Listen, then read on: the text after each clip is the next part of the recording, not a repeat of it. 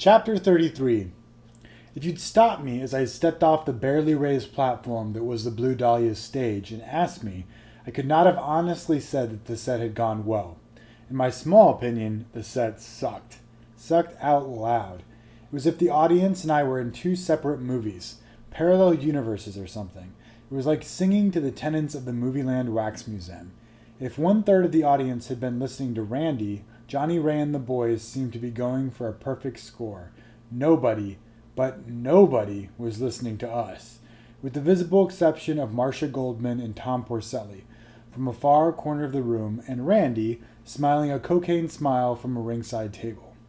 We tried everything we knew. Top 40 hits, oldies but goodies, witty Bette Midlerish patter between songs, embarrassing rock concert cliches like clapping my hands over my head and saying, "Come on everybody, put your hands together." Nothing seemed to do the job. We finished the 25-minute set, it seemed more like 25 years, to scattered applause, mostly from Marcia and Randy. Oh, Snooky. I leaned against Snooky's shoulder, a broken man. We were certainly never going to get hired after a reception like this. And even if we were, did we want to be? I know, honey. Marcia made her high-heeled way towards us, Porcelli lumbering up behind her. Marcia was smiling like they were going to make it illegal in the morning. "Johnny, Sydney," she called as she elbowed a path across the room. "What's she so fucking smiley about?" Snooky said. "We just died 1,000 deaths up there." "Drugs," I said. "The woman is obviously on hard drugs." "Well," Marcia said, as if if it were a complete thought.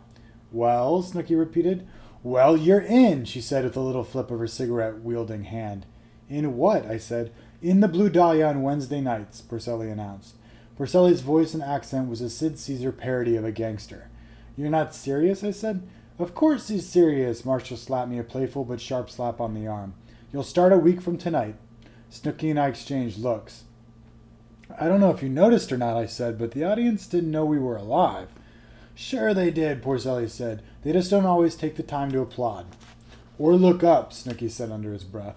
"They liked you," Porcelli made an expansive gesture. "Trust me." "What do they do when they hate a band around here?" Snooky asked. Get out the tar and feathers?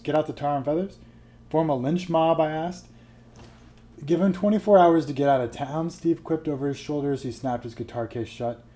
"Cute, boys," Marcia said in a tone meant to convey something to the effect of, "If you boys blow this paying gig with your lame attempts at drawing room comedy, I will give you such a pinch." "Very cute indeed. Now, if you're finished playing Saturday Night Live, we'll go back to the office and talk to Mr. Porcelli here about your pay, and incidentally, my 10% thereof." As Marcia herded Porcelli, Snooky, and me toward the backstage offices, I nudged Snooky with my elbow, pointing at Marcia's low-set back. I mouthed the word "manager." Snooky mimed, "I know." We shrugged in unison.